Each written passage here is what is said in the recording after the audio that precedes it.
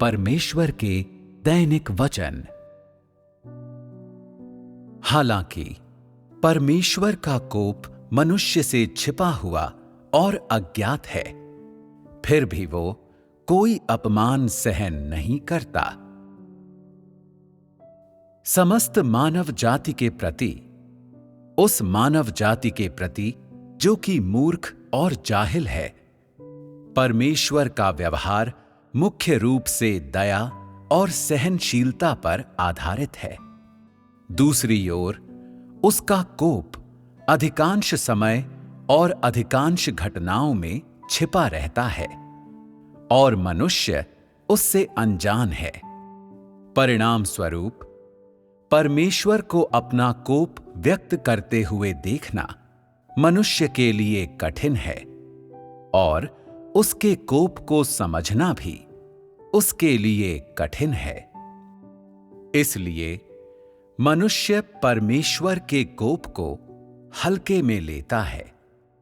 मनुष्य जब परमेश्वर के अंतिम कार्य और मनुष्य के लिए उसकी क्षमा और सहिष्णुता के कदम का सामना करता है, अर्थात जब परमेश्वर की दया की अंतिम घटना और अंतिम चेतावनी मनुष्य पर आती है, यदि लोग फिर भी उसी तरह से परमेश्वर का विरोध करते रहते हैं और पश्चाताप करने, अपने तौर तरीके सुधारने या उसकी दया स्वीकार करने का कोई प्रयास नहीं करते, तो परमेश्वर आगे उन्हें अपनी सहनशीलता और धैर्य नहीं दिखाएगा।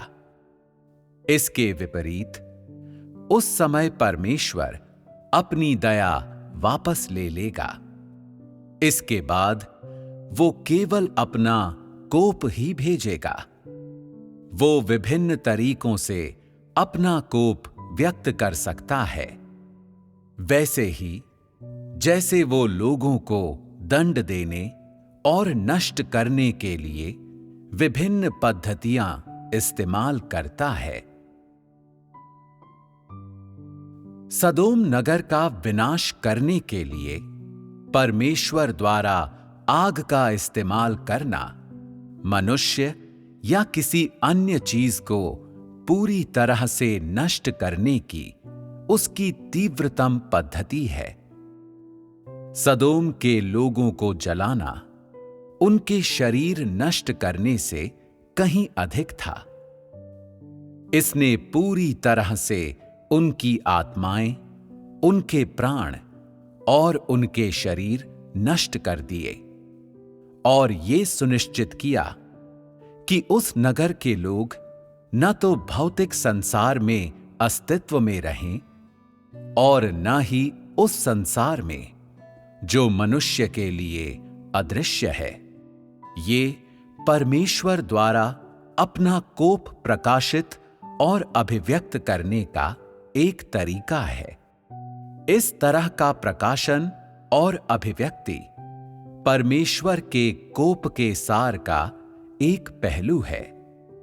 ठीक वैसे ही जैसे ये स्वाभाविक रूप से परमेश्वर के धार्मिक स्वभाव के सार का प्रकाशन भी है।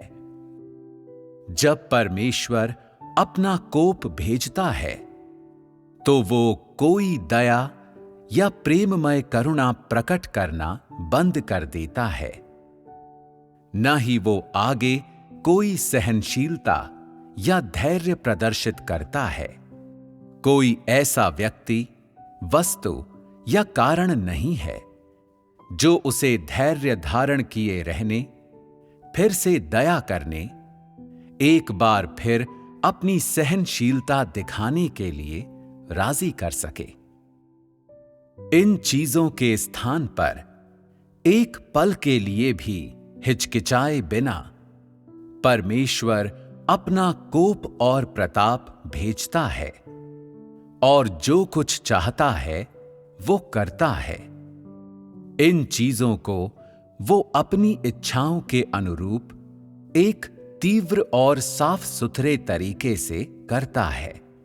ये वो तरीका है जिससे परमेश्वर अपना वो कोप और प्रताप प्रकट करता है जिसे मनुष्य द्वारा ठेस नहीं पहुंचाई जानी चाहिए, और ये उसके धार्मिक स्वभाव के एक पहलू की अभिव्यक्ति भी है।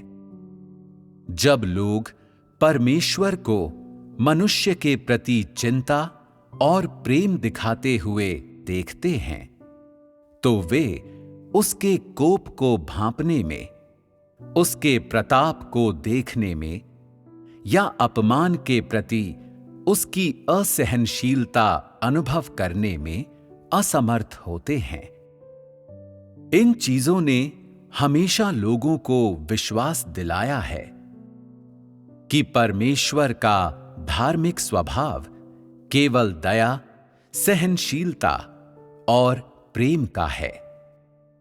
किंतु जब कोई परमेश्वर को किसी नगर का विनाश करते हुए या मनुष्य से घृणा करते हुए देखता है, तो मनुष्य के विनाश में उसका कोप और प्रताप लोगों को उसके धार्मिक स्वभाव के अन्य पक्ष की झलक देखने देता है।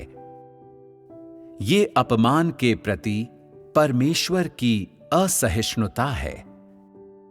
परमेश्वर का कोई अपमान सहन न करने वाला स्वभाव किसी भी सृजित प्राणी की कल्पना से परे है, और गैर सृजित प्राणियों में से कोई उसके साथ दखल अंदाजी करने या उसको प्रभावित करने में सक्षम नहीं है, और इसका प्रतिरूपण या अनुकरण तो किया ही नहीं जा सकता।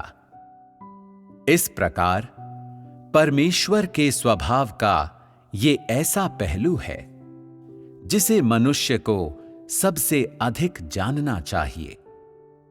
केवल स्वयं परमेश्वर का ही ऐसा स्वभाव है, और केवल स्वयं परमेश्वर ही ऐसे स्वभाव से युक्त है।